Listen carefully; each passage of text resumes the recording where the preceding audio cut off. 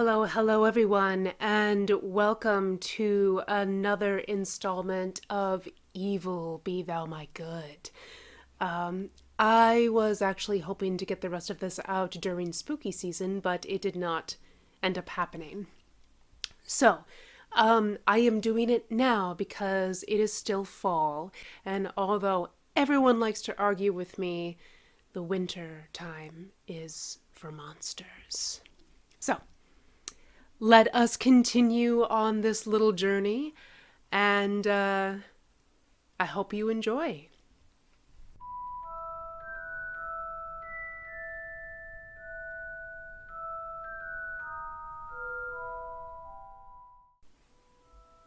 July 31st, 1996.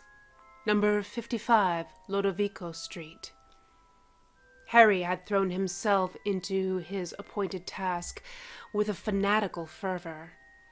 Everything, all the work he had done before now, for potions, for transfiguration, for charms, for defense, for Quidditch, it was nothing compared to the focus, intensity, and sheer bloody mindedness that he was putting into this singular endeavor.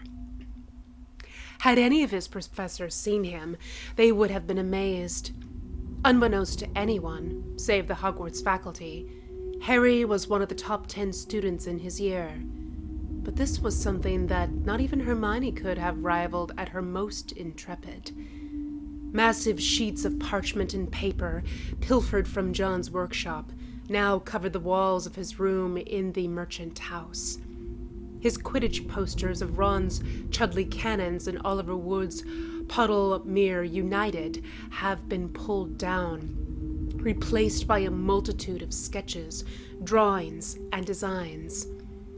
Every image was the eerily similar, linked together to greater or lesser degrees, all based on the clearest memory of Harry's life: the Lament configuration. His desk was littered to overflowing with yet more parchment, more paper, filled with more sketches, more drawings, and yet more designs. While not labeled or ordered in any way, it was obvious which works were older and which were more recent, as the detail displayed in them grew progressively more intricate, more complex. There were so many copies, so many attempts, so many reproductions that there simply wasn't enough space left to hold it all, which is why Harry had also appropriated 2 long benches from John's workshop. They lined the walls of his room and filled up almost all of the remaining space, leaving barely enough room for someone to move from the door to the bed. "Harry, dear, Harry?" Harry was so lost in his work that Bobby's voice completely failed to register. He remained in place at his desk, running his fingers over his latest attempt at reproducing the puzzle box's design. His eyes traced over the still-drying ink and the pencil underneath, critically examining each line and curve. As he worked, as he deconstructed the image from his memory, he began to understand. The more time he spent on it, the closer he came to grasping the concept behind its function. But still, something was missing. Some part of the design which eluded him, hovering just beyond the edges of his perception. Until he found it, everything he committed to paper was so much trash. "Harry?" With a frustrated snarl, Harry tore at the sheet of paper he had spent the past 3 hours working on. He ripped this latest attempt into thick strips, which he bunched together and crumpled into a ball that he then tossed blindly over his shoulder. "Harry!" "What?" Harry barked angrily, the incessant calling of his name grating on his frayed nerves. "Don't take that tone of voice with me," countered Bobby, standing in the doorway to his room. Muttering a half-hearted apology, he turned back to his desk and reached for a fresh sheet on which to work. Grabbing his pencil, which was half the length it had been when he started using it, less than a week ago, Harry began scribbling yet another detailed outline of the unknown runes that were supposed to line this section of the box. Right now, he dearly regretted having taken divination instead of ancient runes. Next time, he would go with whatever Hermione recommended, rather than what Ron thought would be easier. Hattie. Bobby navigated her way through the mess of discarded papers that littered the floor of his room. Once she managed to reach where he was sitting, she put a hand on his shoulder. Hattie, do you even know what day it is? Tuesday, he hazarded a guess. It's Thursday, said Bobby, sounding worried. Oh, accepted Harry, nodding his head but not really paying attention to the conversation. Harry, today's your birthday. Now Harry looked up, his hand pausing in mid-stroke. He blinked in confusion several times, processing what his adoptive mother had just told him. It didn't seem right. Already? He asked, wanting confirmation. Bobby knelt down on the floor next to Harry, putting both hands on his shoulders and turning him towards her. Harry was startled to see deep lines of worry on her face. Harry, she said softly, you've barely left this room the entire summer. It's been over a week since you had a bath, and nearly 3 days since you last got any sleep. We've seen the light under your door at all hours of the night. You missed breakfast and dinner yesterday, and have been living off what you could scavenge from the kitchen while passing by on your way to the loo. But I had dinner. Harry trailed off uncertainly.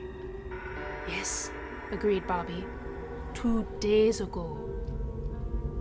Blinking at the sudden realization that he apparently lost a few days, and the equally sudden realization of just how tired he truly was, Harry stared blankly at Bobby for several seconds. He was having difficulty processing the idea. I'm sorry, Mum, he finally managed. He glanced at the mounds of paper and parchment lines scattered about his room. Just been busy working. It's all right, Harry, I understand, said Bobby, leaning over to envelop him in a hug. Hesitating for a moment, Harry raised his arms and gently returned the gesture. You need to rest, Harry, she continued, pulling away from him. This isn't good for you. I know, Harry admitted, running a hand down his face. He was slightly surprised to feel some stubble covering his cheeks and chin. He had only recently started shaving, perhaps once every couple of weeks. What he could feel was nearly that much growth. He turned back to his desk and the sketch he had just started. The compulsion he felt to continue working out was almost too strong. He turned back to Bobby. He could see the honest worry for him in her soft brown eyes, eyes that more and more often reminded him of Hermione. He turned to the desk again. Harry, Bobby gently shook him by the shoulder. I have to do this, Mum, he managed to say, staring down at the sheet of paper. It was almost there, so close that he could practically taste it. He turned to Bobby, a tortured expression on his face. I have to, he repeated, his mind not able to work its way around that single fact. I know, Bobby told him, cupping his face in her hands and kissing his forehead. She sat back on her heels and looked at him expectantly. Had he been more aware of his surroundings, Harry might have noticed the sly gleam in her eyes. But you won't be able to do it if you don't start eating and sleeping properly again. You're right, agreed Harry, pushing his glasses up as he massaged the bridge of his nose. You're right. I've been pushing too hard, trying to do too much too quickly. Exactly, said Bobby, breaking into a relieved smile. Remember, it's just like John always says. Rome wasn't built in a day. You need to relax a little before you burn yourself out, or worse, make a mistake. This caught Harry's attention most effectively. The idea of making a mistake on a task such as this was something that truly terrified him. It could spell disaster on a scale beyond anything the world had ever seen. Licking his lips and trying to put that thought out of his mind, Harry turned the conversation back to Bobby's earlier question, when she had first entered his room. "It's my birthday?" he asked. "Uh-huh," confirmed Bobby with a grin. She leaned forward again and gave him another hug. "Sweet 16? Harry smiled back at her for a moment, before a horrible thought occurred to him. "My friends aren't here, are they? You haven't arranged a party or something without telling me?" Bobby smiled indulgently and informed him, "We did tell you about it 2 weeks ago." "Bloody hell!"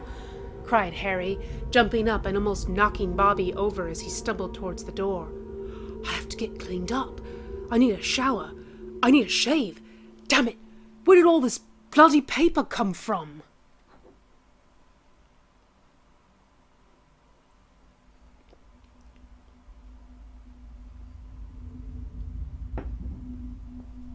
October 31st, 1996. Hogwarts School of Witchcraft and Wizardry. Harry's friends were worried about him. He had been working on the lament configuration almost every spare moment that he had been able to find. He had even gone so far as declining to resume his place on the Gryffindor Quidditch team when his previously confiscated firebolt had been returned to him by Professor McGonagall. His refusal had almost given the Transfiguration teacher a coronary on the spot. He was still teaching the Defense Association, no longer known as Dumbledore's Army, for a couple of hours every other night. But it was obvious, to those who knew him well, that Harry was not paying it as much attention as he had the previous year. He was just going through the motions. Despite his apparent disinterest, he was still proving quite an effective teacher to his fellow students. So much so that the club had expanded dramatically over the past month. At the moment, he was sitting in the Gryffindor common room, half hidden at a desk in one of the less traveled corners. There he worked on the inner mechanisms of the puzzle box. Arrayed before him were the 6 faces of the box, currently separated and unassembled. Attached to the inside there was amazingly complex arrangements of minuscule cogs, wheels, springs, and other devices. At first glance, it looked like a clockmaker's paradise, but closer inspection revealed a crazily haphazard design that seemed to defy some, if not all, of the laws of physical motion. "Come on," Harry whispered to himself as he peered through a set of powerful magnifying glasses to see clearly as he carefully tightened a screw that was barely larger than the grain of rough sand. The minuscule part properly inserted, Harry held up the face and the assembly attached behind it. Carefully, keeping a close watch on the machinery, he slid one panel from its closed position to its open position. As the panel clicked into place, the intricate arrangement of gears, and in some cases, faceted jewels, began to move. By some inexplicable means, the mechanism seemed to constantly shift and change, parts starting to move for no apparent reason, while other sections somehow continued to whirl, even though they should have already stopped. A simple tune began to play. It was only 2 or 3 notes, but it was proof enough that the design worked. Harry sat the arrangement back on the desk, outside, face down, the inner workings sticking up into the air, some parts seemingly hanging suspended by nothing at all. He reached across to one of the other 5 separate faces of the box and deftly set it into motion as well. New and different notes joined the tune played by the first face, giving it more body and more complexity. Harry listened intently for a few seconds, using his memory to fill in the blanks. It was close, very close. He gently set the two faces onto their sides and brought them closer together, arranging them in a similar manner as to how they would lie if the box were fully assembled. "Harry?" "Just a second, Hermione," he replied, eyes not straying from the arrangement in front of him. He pulled a sheet of parchment close and began scribbling observations on it as he watched the gears move in some strange manner that defied normal physics. Suddenly, impossibly, a few extra notes joined the incomplete tune. Harry froze in place, his quill dripping ink onto the parchment. He stared blankly at the two pieces of the box for a moment, before turning his gaze to one side. A third face, and its attached mechanism, had begun to move and play by itself. Harry cautiously reached out and shifted it so that he could see the outside face. Nothing had been moved. Every single panel was in its closed and supposedly inactive position. Yet the gears were moving. "Harry?" "Not now," he said distractedly. "This shouldn't have been happening." Grabbing blindly to the side, Harry rummaged through the stack of notes he had on hand, piled next to him. He began paging through them, searching for an explanation for what was happening. A flicker of light caught his attention as he read, making him look up. The two panels directly in front of him continued to move. The few jewels scattered about their constructions were glowing, glittering, and reflecting light over the various exposed surfaces and inner panels. Harry's hands went limp, and the notes he was holding fell to the floor. "Harry, what's wrong?" asked Hermione, worry filling her face. Harry was hardly listening, lost in the movements of his construct, waiting for something. Panels started to shift about the two separate pieces, both on the inside and the outside faces. Harry stared, wondering if this was by accident or design. It was definitely not something he had expected to happen. A pattern began to emerge as the panels entered alignment. An unholy light began to shine, and then separated again, moving apart a fraction of a second before completion. Harry heaved a deep sigh of relief, or disappointment. He wasn't really sure which. He slumped in his chair, staring at the two constructs whirling faithfully in front of him. The third face, the one that started moving by itself, began to wind down. The notes it was adding to the tune dying away. An arm reached over Harry's shoulder, intending to pick up the third piece of the box. "Wicked stuff, mate," said Ron from right behind him. "No, don't!" The hint of true panic in Harry's voice was enough to freeze Ron in place, his hand poised a scant inch above the box face he had been reaching for. "Whatever you do," said Harry with faked calm, "don't move." Quickly, fear motivating his haste, Harry took the two faces he had been working with and slotted the various panels back into their inactive state. He waited, anxiously, at the relevant mechanisms ground to a halt. With the final click, everything stopped moving, and the incomplete tune stopped playing, its last few notes echoing in the air. Reaching over, Harry then gripped Ron's arm by the wrist, holding it firmly in place. He used his other hand to carefully slide the third box face out from underneath his friend's hand. Once it was clear, he released his hold. "Okay," he breathed with a relieved sigh.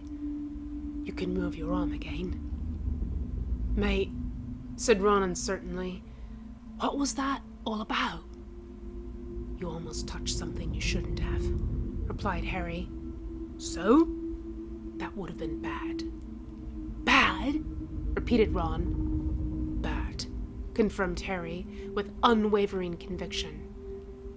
"Bad as in?" asked Ron, not willing to let it rest at that. "Bad as in you could have lost your hand," said Harry, not mentioning that the loss of a limb would likely have been the very least of Ron's worries, had the red-haired wizard started something he shouldn't have. "Ah," said Ron, actually taking a step away from the table. "Bad." "Yeah," agreed Harry. He slumped in his seat again, the adrenaline that had surged through his veins only moments earlier beginning to recede. He would not be accomplishing any more work tonight. "Harry," asked Hermione, putting a hand on his shoulder, "what is all this?" She gestured at the table Harry was working at, the various faces of the lament configuration laid out on it, with pieces of parchment detailing various parts of the panels and gearwork scattered about. Looking up at her, seeing her earnest expression, Harry wondered what to say. He had a dozen different lies on the tip of his tongue, but couldn't seem to bring himself to say any of them. Harry had recently realized that he had developed feelings for Hermione that went beyond friendship. He would have liked to explore the possibility of a romantic relationship with her, but had decided to wait until after Voldemort had finally been dealt with. He hated to admit it, but he was also slightly afraid of what she and his other friends would think of him when they finally saw the means he would be employing to defeat the Dark Lord. He knew without a doubt that, even if they still accepted him as a friend, their perceptions of him would still be forever changed. "It's just something I've been working on," he finally said. "Something you've been working on every spare minute you have," Hermione corrected. She shook her head in disbelief and looked over the desk once again. "Now, what is it?" "An idea I had over the summer," Harry stalled. "What is it?" pressed Ron, leaning cautiously over the desk, examining the exposed box faces and gears. "A combination of Muggle physics and magic," said Harry. "Oh, Muggle stuff, huh? Dad will love this," said Ron. "What does it do?" asked Hermione. "I'm still trying to work that part out," replied Harry, this time being perfectly honest in his answer. "You mean you don't know?" asked Ron incredulously. "It's just an idea I had," said Harry defensively. He began to pack up, gathering his scattered notes, including those that had fallen to the floor, and stuffing them into his school bag. The various pieces and components of the unfinished puzzle box were carefully laid out in a special box he had bought during the summer to store them in. "Come on," he said once everything was packed away. "Let's go down to dinner. I'm starving." "What do you think it does?" asked Hermione, her thoughts still on the box. "If things go as planned, you'll find out soon enough," Harry said grimly. Ron and Hermione paused to exchange a sudden, worried look. Harry continued on, not noticing that they were no longer following right behind him. "Why am I suddenly scared?" Ron asked after a moment in which he and Hermione watched their puzzle box-obsessed friend slide out of the portrait hole on his way to dinner. "Because you're finally using your common sense," Hermione intoned. December 31st, 1996. Hogwarts Headmaster's Office.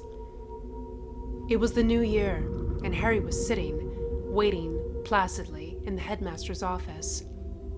Dumbledore was sitting opposite him, while most of the Order of the Phoenix were scattered about wherever they could find a place to stand or sit.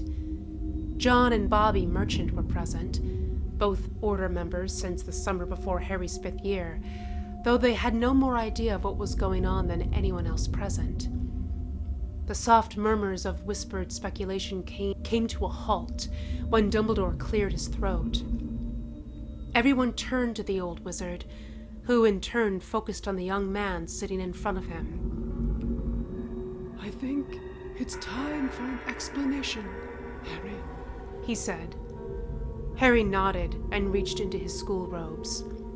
He withdrew a small package wrapped in brown paper and tied up with a line of string. "I know I've been off for the past few months," Harry began, deliberately inserting a touch of uncertainty and tippiness into his voice. "Try since Black was killed," observed Alistair Mad-Eye Moody with his usual blunt gruffness. Harry paused and glanced over his shoulder at the retired Auror. He gave the scarred man a look that caused Moody's jaw to snap shut with a clack, and his magical eye to freeze in place. Satisfied that Moody would keep quiet for a bit, Harry turned back to the package in his hands. He set it down on the desk in front of him. "The truth is, I've been working on something to destroy Voldemort," he said plainly. Molly Weasley shifted in place, clearly preparing to start her usual rant about how Harry should leave fighting to the Dark Lord to the adults. "Harry, dear, the one with the power to destroy the Dark Lord approaches, born when the seventh mouth dies."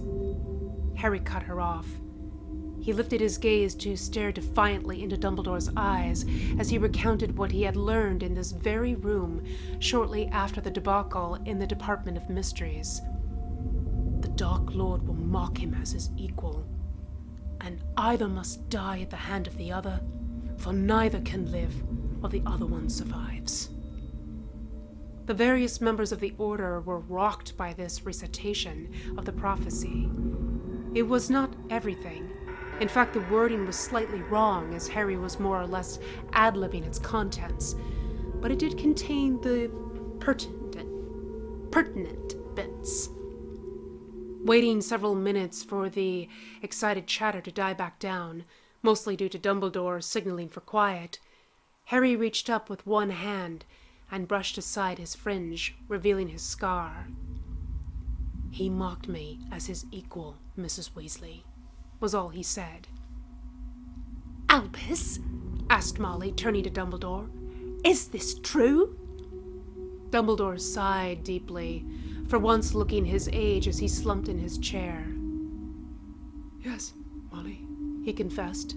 "I am afraid it is. Harry is the one prophesied to defeat Voldemort." There was a long silence, as everyone took in this jewel of information. Harry ignored his growing annoyance at the delay, wanting to get on with it. He had to tell them about the box, particularly... "Potter defeat the Dark Lord?" asked Snape incredulously. He gave a soft, disdainful snort and commented, "If that's true, we'd best start making out our wills and putting our affairs in order." "Severus!" snapped Dumbledore unhappily. He quickly recovered, though, and assumed a sure and confident manner. "I have every faith that Harry is up to the task." Bobby stepped up, John immediately behind her, and knelt down to grab Harry in a fierce hug. "Oh, Harry," she said, voice muffled. "Why didn't you tell us?" "Sorry, Mum," Harry replied earnestly, "but once I had the prophecy, I knew what I had to do." John managed to pry Bobby off Harry, pulling her back, but not far from their adopted son. He glanced at the wrapped package on Dumbledore's desk, seeing it as a way to distract his wife. Pointing at it, he asked, "What is that, son?" Harry smiled and reached out to tug on the string, which easily came undone. Without the string to hold it up, the brown paper fell aside, revealing the contents of the package. It was a small box, a puzzle box, a music box. It was made from ebony, mahogany, ivory, gold, silver, bronze, copper, and many other materials. Intricate and delicate panels, which slotted together with fine precision, formed the faces of the box. A coat of black lacquer, just enough to dull the colors of the box's components, formed a final layer that had been polished to a mere finish. It was all crafted and assembled together with amazing care and skill. Harry, it's beautiful, breathed Bobby in awe. That's what you were designing over the summer, isn't it? Asked John, though he silently agreed with his wife's assessment of Harry's accomplishment. Harry nodded and picked up the final product of his long labors. A recreation of the puzzle box he had destroyed shortly after joining the merchant family. The lament configuration. This is what I've been working on, he confirmed in a quiet voice. Something I've dreamed of for years. Wait, I know what that is. Remus Lupin spoke up, comprehension in his voice. He looked at Harry in surprise and asked, "That's your Bogart, isn't it?" "Yes." Harry nodded with a wry smile. "The one thing that terrifies me more than anything else in this world or any other, even before I built it with my own hands." "A box?" asked Lupin, not understanding. "Not just any box, Remus," Harry corrected. "It's a puzzle." "A puzzle box?" scoffed Snape. He looked at the box with a contemptuous sneer and asked, "This is what you've been wasting your time with?" Professor Snape, Dumbledore gently berated. He turned to peer at the box from over his half-moon spectacles. Squinting his rich blue eyes, he leaned forward and reached out for the box. He wanted to examine it more closely, as it obviously had very fine craft details that could not be made out from a distance. may I have a look, Harry? Before the headmaster could touch it, however, Harry pulled the box away and held it out of Dumbledore's reach. "You shouldn't touch it," he warned, settling the box in his lap. "It's dangerous." "Dangerous?" Snape scoffed again. "What harm can a puzzle box cause?" Harry had to fight the urge to open the box right there and then, so that he could show Snape exactly what it was that he had built. But now was not the time. He managed to remind himself.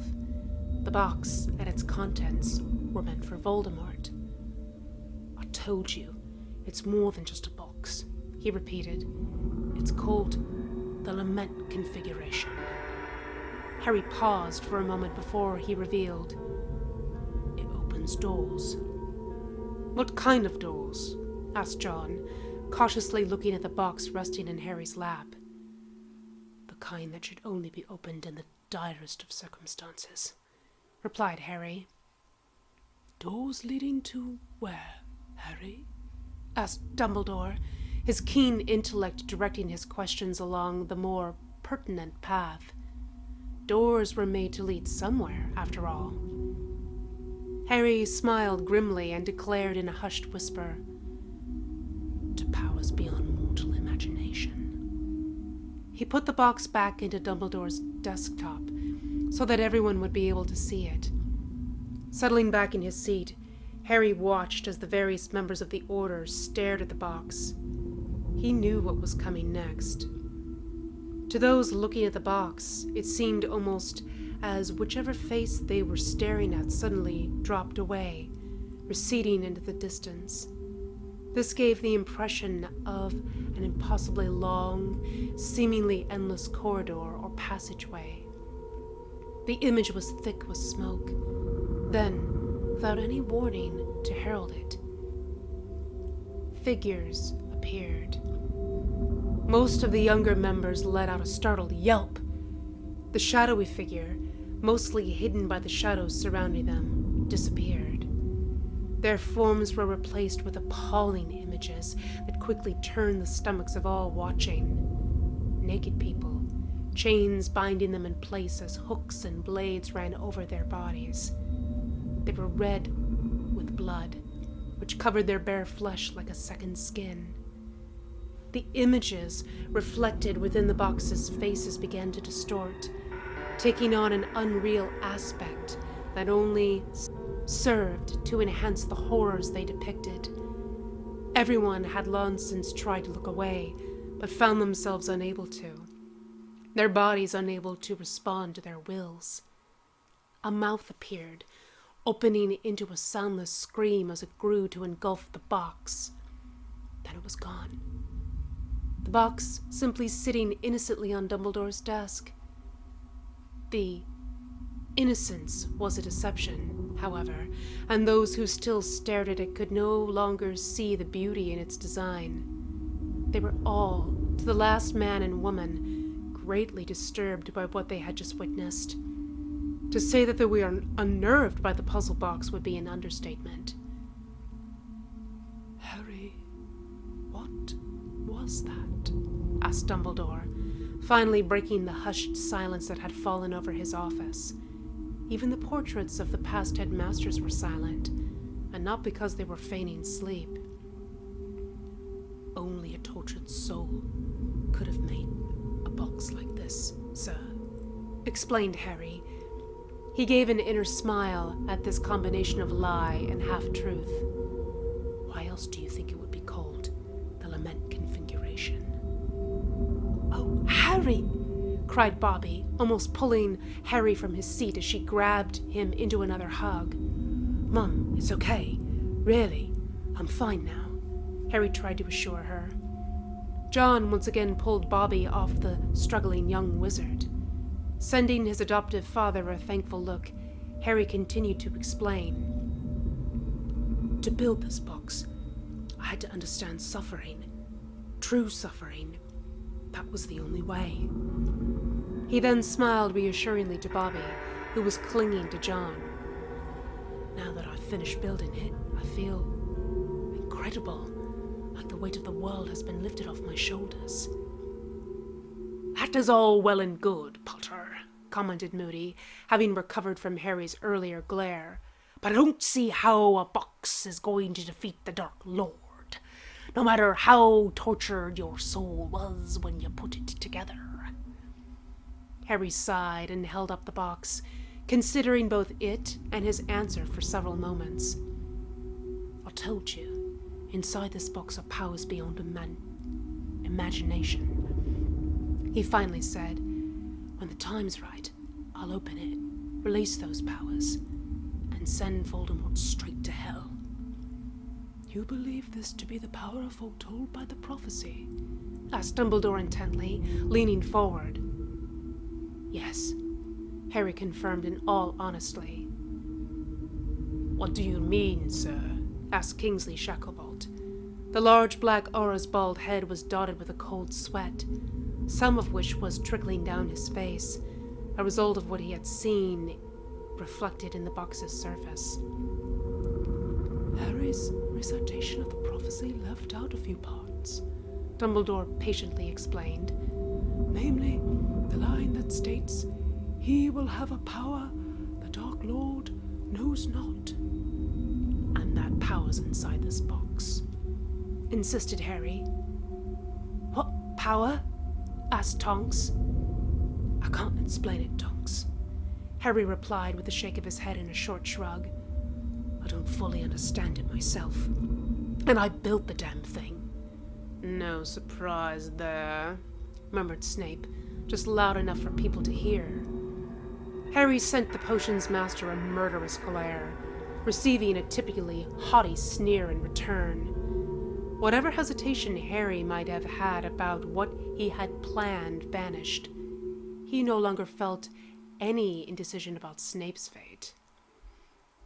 It's a form of magic, a manipulation of space, time, and so forth, he tried to explain.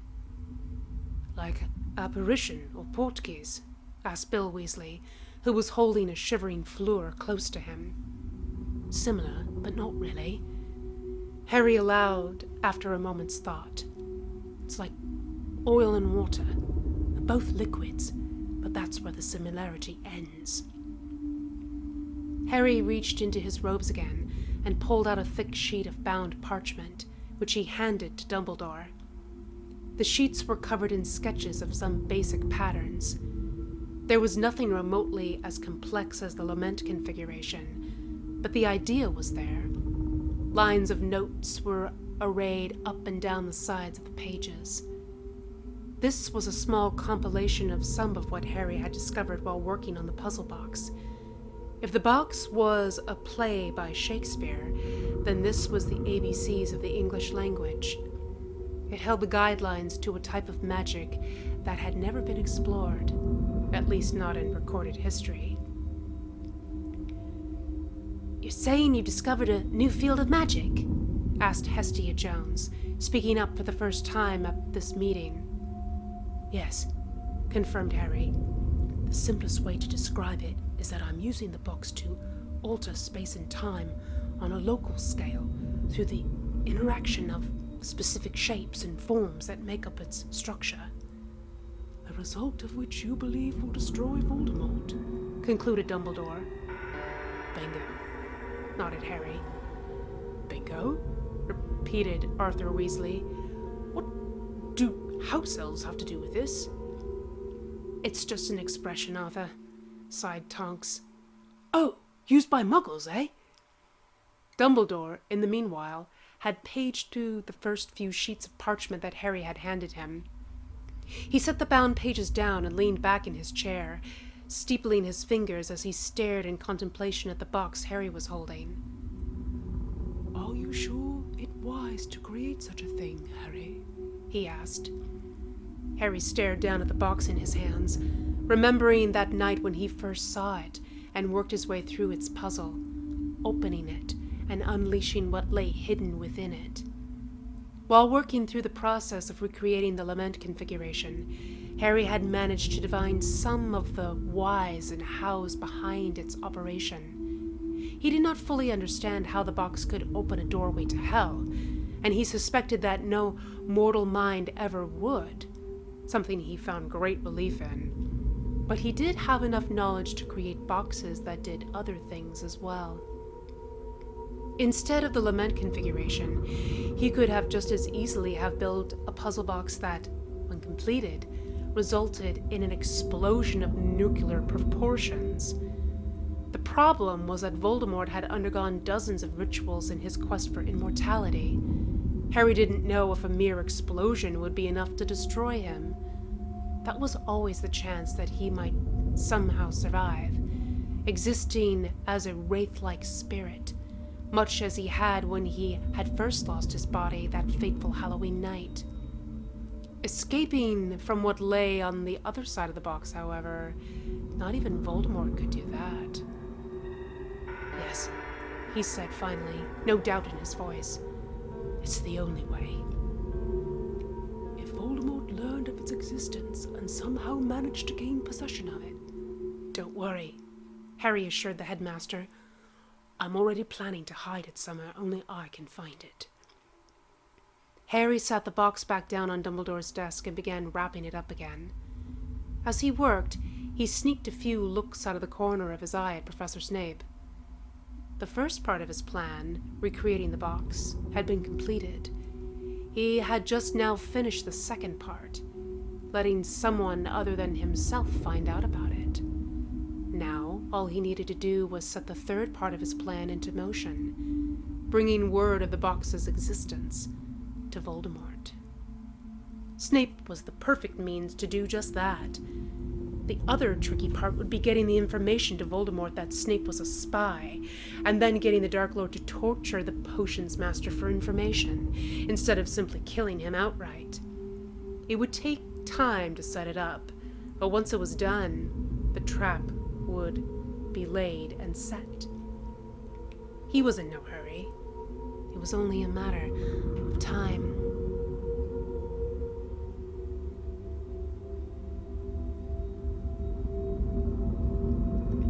April 13th, 1997. Hogwarts School of Witchcraft and Wizardry. It had been nearly 3.5 months since Harry had told the Order about the puzzle box. 3 months since Harry allowed Draco Malfoy to overhear the fact that Professor Snape was a spy for the Order of the Phoenix, with valuable knowledge of means to gain great power. 2 months since Voldemort summoned Snape to his lair in the Riddle House and tortured him for information about the puzzle box, its purpose, and where it was hidden.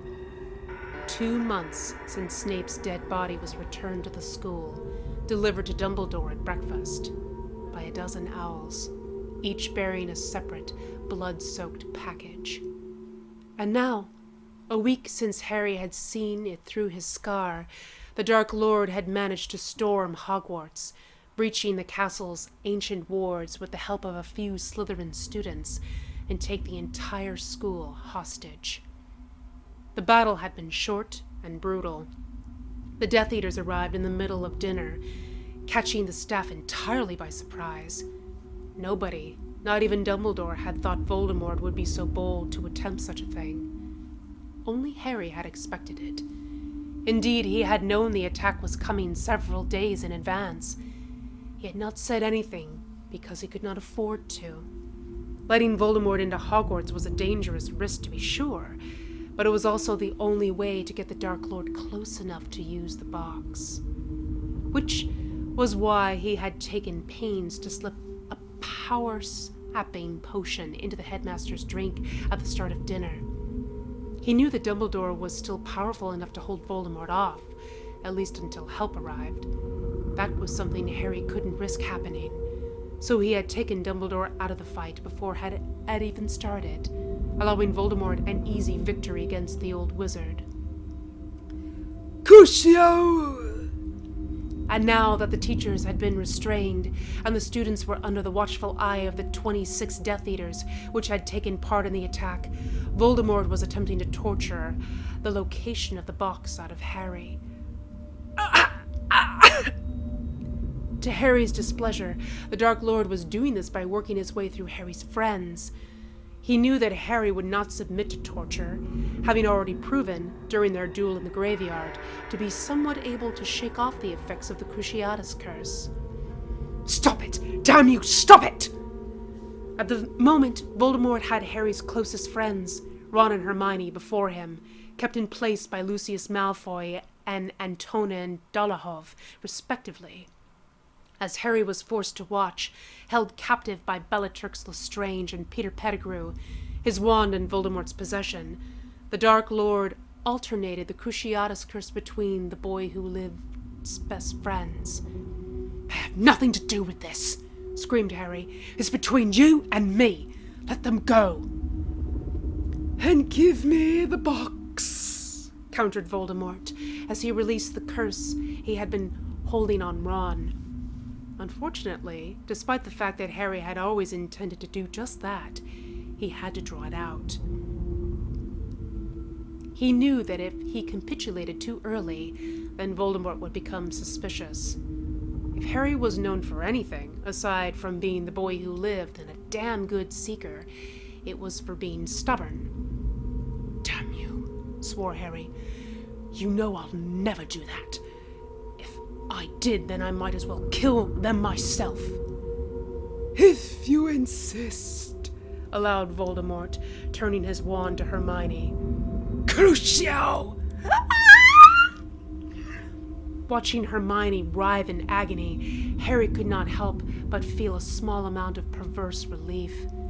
For a moment, after hearing Voldemort's words, he thought the Dark Lord was going to cast the killing curse. No! He shouted, keeping up the act. Stop hurting her, you bastard!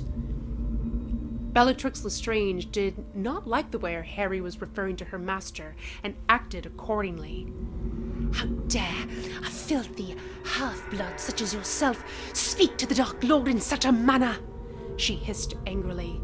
Fueled with righteous indignation, she slammed a fist into the back of Harry's head, causing him to stumble forward, almost losing his footing. As he struggled not to fall on his ass, she took aim with her wand. Crucio! Unbelievable pain consumed Harry for a moment, causing him to fall to his knees, before dying down to a tolerable level. Drawing several deep breaths to steady himself against the assault, Harry glared up at Bellatrix and tried to jump at her, intending to tackle her to the ground. He was in mid-leap when Pettigrew jabbed his silver right hand at Harry. "Percussio!" the treacherous animagus yelled. The curse smashed into Harry's chest, slamming him backwards and away from Bellatrix. Collapsing on the floor, Harry gasped for breath, the wind knocked out of him. That was a more physical curse than the Cruciatus, and he could not block out its effects. "Careful, Bella," chided Pettigrew, taking some satisfaction in having been the one to save her from a rough tumble on the floor if Harry's lead had managed to connect.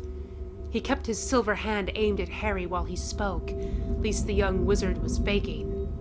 "You forget that Potter is resistant to the Cruciatus." Yes, I'd forgotten, acknowledged Bellatrix, a note of angry chagrin in her voice. Enough! Commanded Voldemort, who had passed in his torture of Hermione to watch the brief confrontation. He looked over Harry, still lying on the floor, his red eyes tinged with impatience. He glanced up and ordered, Bella Huantail, pick him up! The two Death Eaters obeyed immediately and hauled Harry to his knees by his armpits. Pettigrew grabbed his head in both hands and forced him to watch as Voldemort resumed his torture, switching from Hermione to Ron and then back again. Crucio! No, Harry groaned. His friend's screams were a worse torture than being placed under a dozen Cruciatus curses, made even more so by the fact that Harry could avoid it all by simply giving Voldemort what he wanted. He found it especially difficult to bear whenever Voldemort placed the curse on Hermione. Harry had to use all his willpower not to acquiesce immediately and give the puzzle box to Voldemort. He wanted to do it, desperate to free Ron and Hermione from their suffering, but it was not the right time. He needed to hold out for just a little bit longer. Hermione's screaming stopped abruptly as Voldemort lifted the curse. Her labored gasps for breath sounded almost as loud in the ringing silence. Your insolence is wearing away my patience, Potter, stated Voldemort. Tell me where the box is. Never, Harry panted. I won't let you have it. Voldemort's face screwed up in anger and he hissed, Crucio! Now it was Ron that screamed in pain, his back arcing almost to the breaking point as he jerked about in violent spasms that reminded Harry of what the Muggles called an epileptic fit. Voldemort held the curse longer this time, keeping it on Ron for what seemed like an eternity before releasing it. Stop it! Please, I'm begging you! Cried Harry, his face holding most pitiful expression he could manage. I don't care how much you beg, retorted Voldemort insistently. I want the box. I can't. You will, roared Voldemort. He aimed his wand at Hermione. Crucio! Deciding that one final act of defiance would clinch it, Harry forced his magic through his veins, through his muscles, suffusing his entire body with power. With newfound strength, he ripped free of Bellatrix and Pettigrew's hold on him. He grabbed Pettigrew by his silver hand and performed a clumsy but effective judo toss that threw the plump man over Harry's shoulder and onto the floor in front of him. With a well-placed punch to the jaw to keep Pettigrew down, Harry jumped up and sprinted at Voldemort, shouting a battle cry as he prepared to bodily tackle the Dark Lord to the floor. He was stopped, however, by Lucius Malfoy, who fired a bludgeoning curse into Harry's stomach. Falling to the floor, his stomach clenched in pain as he involuntarily lost his dinner. Harry's brain managed to work around the agonizing pain he was feeling and decided that it was finally time. All he had to do was wait for Voldemort to curse Ron or Hermione again. Then he could make a show of giving in and reluctantly hand over the box. He glanced up, vomit dribbling from his chin, and saw Ginny and Neville standing opposite him, being held with a group of several other students. They were watching the proceedings with horror and seemed barely able to restrain themselves from attacking the Death Eaters guarding them. Harry turned his head to the side, looking to where Voldemort was standing. I grow tired of this, the Dark Lord hissed. He turned to point his wand at Hermione again. Avada! No! Stop! Screamed Harry. This time the terror in his voice was real, his fear for Hermione's life not an act. He scrambled desperately on the floor, trying unsuccessfully to push himself up, but his aching stomach prevented him from rising. I give up. Stop. I'll give you the box. I'll give you the box. Just don't kill her. Voldemort remained perfectly still for a long moment, a satisfied smile finally reaching his thin face. He slowly lowered his wand and pocketed it inside his black robes. Finally!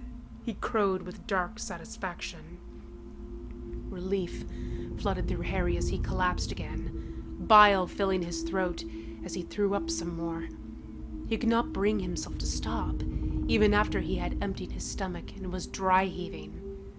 Lucius's curse had been very powerful and had hurt more than Harry had expected. I do not like to be kept waiting, Potter, warned Voldemort impatiently. Harry nodded and struggled to rise, his hands slipping a bit in the pool of vomit underneath him. The pain in his abdomen, however, was too much, and he fell down again. Lifting his head, he wheezed, Help me up. Voldemort sneered briefly before commanding, Wormtail. Pettigrew came to help Harry to his feet, lifting him up with one arm round his middle and the other under his arm. Once he had him up, standing unsteadily and swaying heavily, Pettigrew promptly knocked him back down with a vicious punch to the jaw by his silver right hand. Harry's vision actually blacked out for a second. Blood filled his mouth, and when he spat it out, he felt a tooth go with it. Pettigrew had actually managed to hit him hard enough to knock one loose.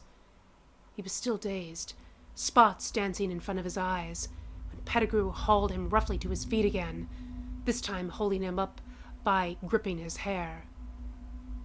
Wormtail, said Voldemort calmly. Master? Inquired Pettigrew, looking to the waiting Dark Lord. Crucio!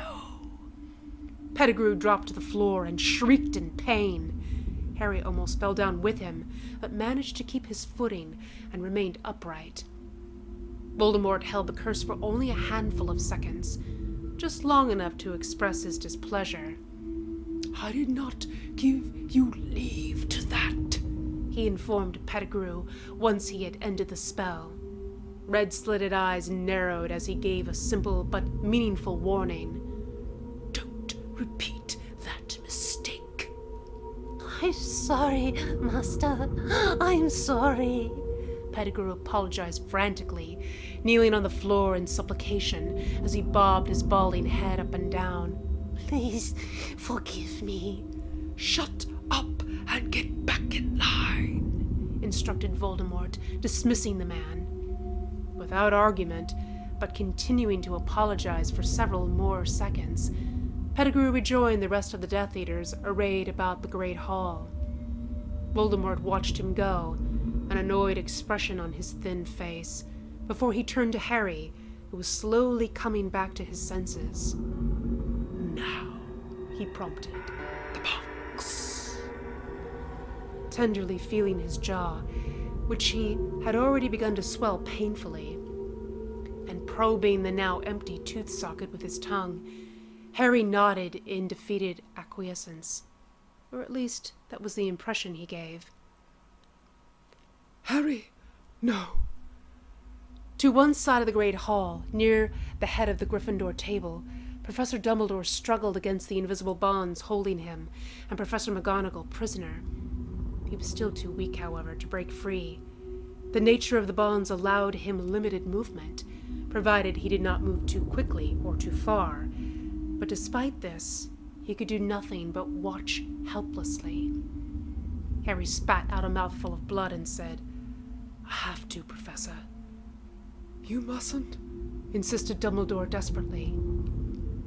If I don't, he'll kill her, argued Harry, pointing to where Hermione lay. Sacrifices have to be made, Harry, said Dumbledore evenly. At least we are all doomed. I'm sorry, sir, countered Harry, having a hard time keeping his temper in the face of Dumbledore's words.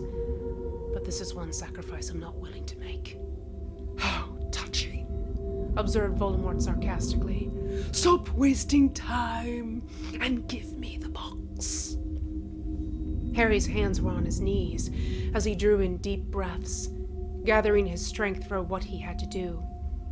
He found himself wondering if perhaps he had maybe drawn out his supposed resistance just a bit too long. I need a minute to catch my breath. You have to the count of 3, said Voldemort. He once again took aim at Hermione. 1, 2. All right, please, implored Harry. He staggered towards Voldemort, not having an easy time staying on his feet or navigating in a straight line. At any other time, he would have looked as drunk as a lord. He stopped, several paces away, standing between Ron and Hermione, who both lay gasping on the ground and not fully aware of what was happening around them. Well, prompted Voldemort. I hid the box using magic, Harry told him. Where is it? Right here, answered Harry as he gestured between them. Invisible and untouchable. What nonsense are you babbling on about? Asked Voldemort dubiously. Please, beseeched Harry. The box is here.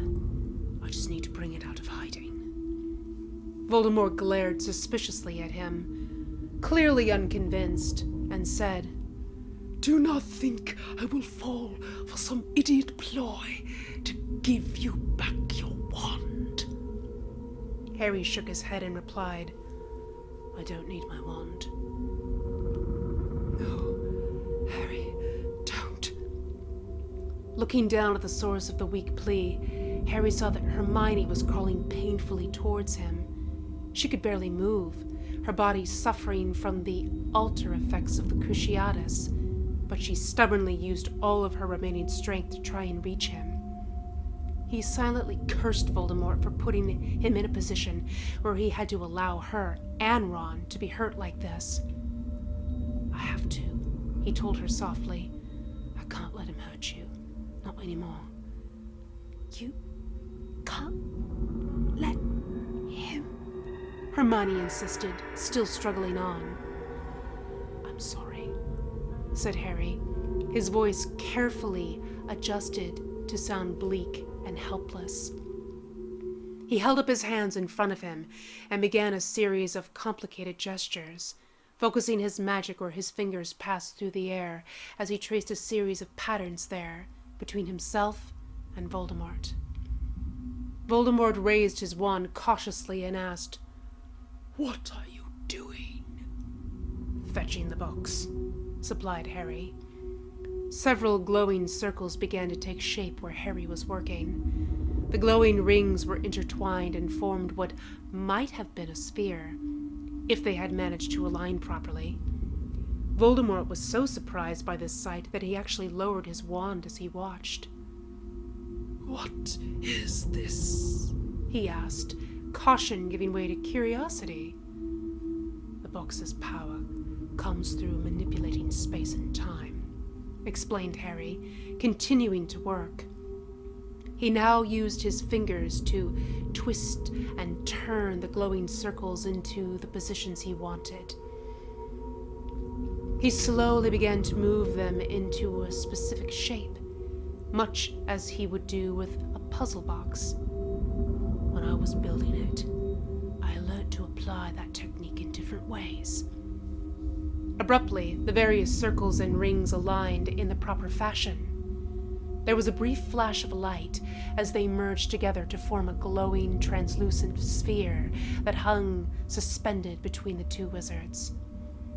One side of the orb appeared to be sliced open, which allowed access to its interior. I used that know-how to sphere space into an invisible pocket, concluded Harry. He reached into the sphere, his hand disappearing from view as he did so. A hiding place that only I knew the location of, that only I could open. Harry withdrew his hand from the glowing sphere. With a wave of his other hand, passing through a single line that had been hovering to one side, the glowing sphere broke apart into the individual rings that had combined to form it. The rings sprung briefly before they faded away. Harry held up his arm, revealing the puzzle box that now rested in his open palm. "Here it is," he offered. Voldemort stared at the box in rapture.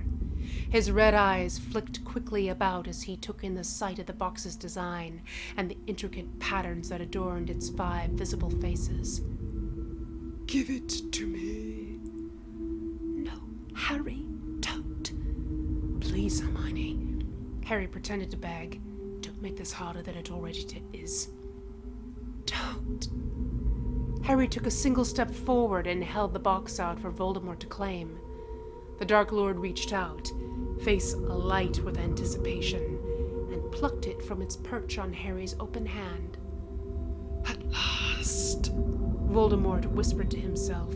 "Power beyond imagination in the palm of my hand." "No," groaned Hermione, collapsing in despair. "Now, let us go," said Harry firmly. Looking up at him, Voldemort sneered disdainfully. He no longer considered Harry to be a threat, and, as such, not worthy of any further consideration. His red eyes slid to Lucius and Dolohov. He gave a curt nod of his head. "Put them with Dumbledore. Potter as well," he commanded before turning his attention back to the box. "Yes, master," replied Lucius. The elder Malfoy reached down and grabbed Ron by the elbow. When he had trouble lifting the redhead, who was just barely conscious, he used his wand to levitate him into the air. Dolohov simply pulled Hermione up by her hair, eliciting a cry of pain, and then thrust her into Harry's arms. Bloody and beaten as he was, Harry struggled to keep them both upright. With Dolohov's wand pressed against his back, he followed after Malfoy. "Harry," Exhaled Dumbledore as they approached. "why?" "I couldn't let them kill her, sir," he replied, as he sat Hermione down on the floor next to Ron. He knelt down at her side as McGonagall examined all 3 students with obvious concern. He managed a slightly pained smile and added, "Besides, I doubt Voldemort will be able to open the box. Not anytime soon, at least." "Perhaps, Dumbledore allowed the possibility. but now that he has it, there's nothing to stop him from killing us all." "He won't kill us," said Harry with a shake of his head, something that he immediately stopped as it sent bolts of pain stabbing through his jaw. Wincing, he elaborated, "Not until he opens the box." "Yes, you're right," agreed Dumbledore, after a second's consideration. He glanced to where Voldemort was still examining the puzzle box, his blue eyes lacking their normal sparkle. "He'll want to gloat, to have us witness his moment of triumph." "We still have time," said Harry, shifting to make himself more comfortable. "I pray you're right, Harry," was all Dumbledore could say. He turned to McGonagall and asked, "How are they?" "Not good, Albus," replied McGonagall, her brogue slightly thicker than usual. She glanced worriedly from Ron to Hermione and back, absently stroking some of Ron's sweat-soaked hair from his forehead. They were both under the curse for so long. They need medical attention. Here, offered Harry. He reached into his robes and pulled out 2 small potion vials, which he had cast unbreakable charms on. He gave brief thanks that the Death Eaters had not searched him, beyond taking his wand, and then uncorked the one vial and poured the contents down Ron's throat. He had to force his friend to swallow by pinching his nose. Ron choked out. While the redhead was coughing, Harry turned to Hermione. She was slightly more aware of her surroundings than Ron, her greater mental focus having helped her against the curse. She accepted the potion without a struggle, though she grimaced at its taste and had to fight to hold it down. After several pregnant moments, she sighed with relief and visibly relaxed. What on earth did you just give them, Potter? Asked an astonished McGonagall. Post-Cruciatus potion, answered Harry seriously. When he saw McGonagall's resulting expression, he explained. I nicked them from Madame Pomfrey's stores. I had a feeling we'd need it. You knew, said Dumbledore with certainty. You knew he would torture your friends to get you to give him the box. Harry only nodded, slightly in confirmation, as he reached into his robe again and pulled out another small vial. This one he uncorked and drank himself. Like Hermione, he grimaced at the bitter taste, but soon relaxed as the warm effects of the potion began to fill him. He could feel the pain in his bruised stomach and swollen jaw begin to fade. A pain relief potion? Asked McGonagall, watching him closely. Yeah, he verified, eyes closed as he, too, took a moment to relax. No doubt also nicked from Madame Pomfrey's supplies, added Dumbledore dryly. Harry opened his eyes and shrugged sheepishly, actually managing to smile properly as the swelling in his jaw began to reduce. He spent a moment probing the empty socket, where Wormtail knocked out his tooth with his tongue. His smile grew broader when a curse of frustration came from where Voldemort was standing. Looking over to the raised stage at the front of the Great Hall, Harry saw that Voldemort was glaring at the box with a furious expression. Clearly, he was having trouble opening the box. This gave Harry no small amount of satisfaction. It also gave him cause to worry. His plans would be all for naught, after all, if Voldemort failed to solve the puzzle and open the box. It would seem you were right, observed Dumbledore quietly. Voldemort's having trouble. I sometimes think the box almost has a mind of its own, Harry confessed. Some people can solve the puzzle in less than a minute, while others will spend their lives trying without success. To his and everyone's surprise, Voldemort had apparently overheard Harry's conversation with the headmaster. He rounded on where they were seated and hissed. His wand seemed to just appear in his free hand, which he raised to take aim at Harry. Then you can open it for me, he declared. Why? Asked Harry, wanting to avoid that particular option at all costs. I'm sure you can do it on your own. It'll just take longer. You'll do what I tell you, Potter, snapped Voldemort angrily, or I'll reduce your friends to all the pain you somehow managed to pluck out. Harry had to use all of his considerable acting skills to hide a wince.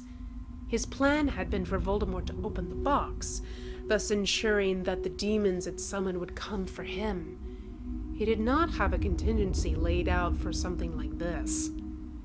He simply hadn't thought that Voldemort's pride would allow him to admit that Harry might be able to open the box faster than him. For that matter, he never imagined that Voldemort would run the risk of actually letting Harry open the box at all, lest he somehow gain control of the powers that it supposedly possessed.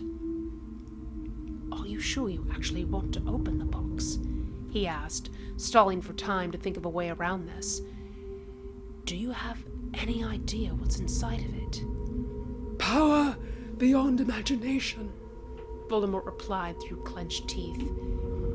He then turned his wand away from Harry and towards Hermione. Now, come here. Harry knew that he was out of options. He would have to open the box himself. After that, well, he was going to have to work out a way to escape what was supposed to be Voldemort's fate. All right, I'll open it. He relented. He rose to his feet from where he'd been sitting next to the injured Ron and Hermione. He began to walk, but Dumbledore caught him by the arm in a surprisingly strong grip. Harry, you mustn't do this, implored the headmaster. If you open the box, if Voldemort gains its power, he will destroy the world. Voldemort can have the world, Harry replied, as long as the people I care about are safe. Harry, no, said Hermione, reaching out for him. We're not worth it. Yes, you are, he insisted. Please don't. Hermione somehow managed to lurch up and forward, grabbing Harry by his legs as he tried to make his way to Voldemort. He stepped in place, otherwise he would have toppled over. Turning to face her, which was difficult considering how tightly she was holding him, he knelt down in front of her and gripped her shoulders as he tried to offer her some comfort. Hermione, there's nothing to worry about, Harry assured her. How can you say that? She asked. Because everything's going exactly as I planned, he whispered, so softly that only Hermione heard him. He then leaned in to briefly kiss her lips. Then he backed away. The moment I open the box, Voldemort's fate will be sealed. Hermione stared at him in disbelief, whether because of his revelation that this all was a plan of some sort, or because of his kiss. He couldn't tell. For that matter, he didn't think Hermione knew either. Harry rose to his feet again and, this time unhindered, marched towards Voldemort, who was waiting impatiently. As he walked, he muttered his doubts to himself. I hope. Coming to a stop in front of Voldemort, Harry held out his hand to accept the box. Give me the box, he told the Dark Lord, a slight tremor in his voice. Why would I do that?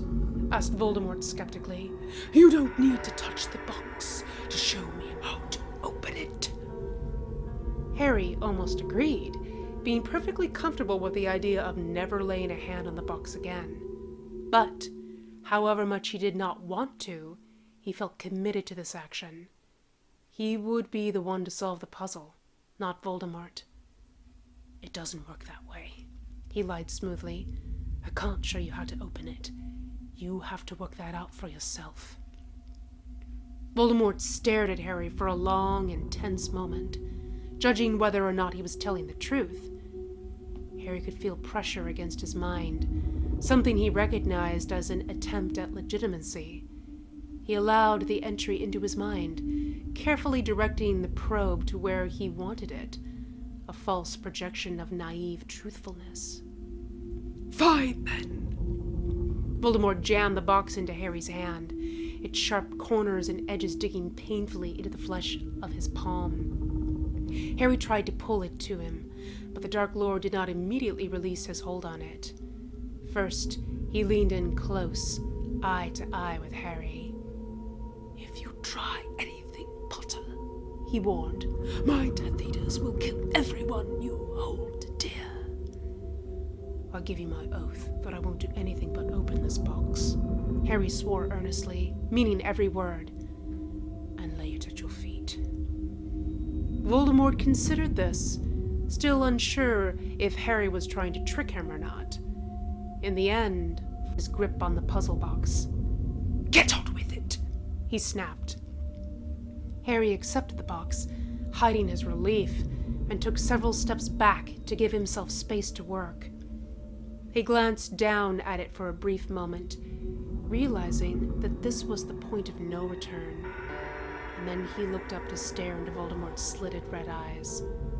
Without breaking that eye contact, he began to solve the puzzle. There was a quiet click Then the first panel slid into position. A simple melody began to play, an enticing, twinkling tune. Nobody noticed that several of the floating candles flickered out, despite being charmed to prevent such a thing from happening. Somewhere in the far distance, yet at the same time close by, a bell tolled, as if in anticipation. It sounded with a steady, somber monotony. The candles were being snuffed out in great numbers now, and those torches and fireplaces along the walls had started to flicker unsteadily. "Almost done," whispered Harry. He was now close to finishing the puzzle, twisting, turning, sliding and prodding panels and sections of the box with practiced ease. He found a thrill of it had been 9 years to the day since he opened the original box. It felt as if it had happened only an hour ago. Not a sound was made by anyone in the hall, which was utterly still, save for the soft chimes of the music box, whose tune continued to grow steadily more complex. Nevertheless, everyone present could feel it in their bones, resonating through their magic, shivering over their skin. Something momentous was about to happen.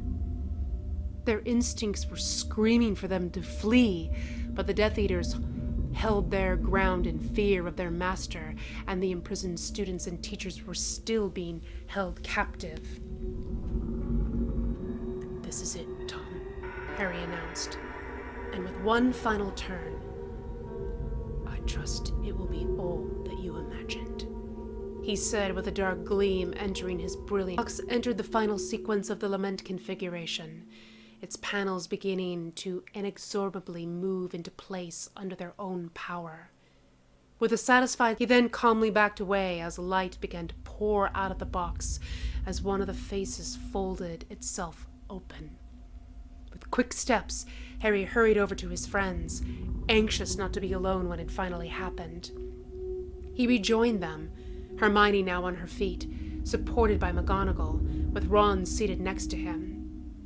They were too focused, however, on the opened puzzle box to say anything to him. He looked across at the box, product of his labors, and could not repress a shiver of terror. "I've called for them," he said in a soft whisper that only he could hear. Again, his voice cracked, just as he always said I would. And then the great hall was abruptly plunged into darkness. And that is all for this reading of Evil Be Thou My Good, guys. Thank you so much for joining me. As always, like, comment, subscribe to the channel if you are enjoying what you are hearing. And I have a little bit of an announcement here. For the 25 Days of Christmas, which will start December 25th and go to January 5th, I believe, I will be releasing some of my own Harry Potter fan fiction. Now, this fan fiction was actually created by myself and my best friend in the early 2000s when we were like 13 or 14 years old. I will be setting it at the $2 tier so that anyone who wants to listen to those through that time period that I just mentioned will be able to do so. After the conclusion of the 25 Days of Christmas, it will then be put into a higher paywall. The reason for that is because the stories are spicy in nature. So if that's the kind of thing that you are interested in, be sure to check out my Patreon, as it will be released only there. I will not be releasing it here on YouTube, as they are personal writings and they are spicy, and I don't want to get flagged on YouTube. So if you want to do that, go to my Patreon, subscribe to the $2 tier for the time frame of the 12 Days of Christmas, and you will be able to listen to those exclusive Harry Potter fan fictions while they are released at the $2 bracket. Other than that, if you want to support me monetarily by other means, I have a Ko-fi as well. So that is all, guys. Thank you so much again for joining me, and I will see you all in the next one. Good night.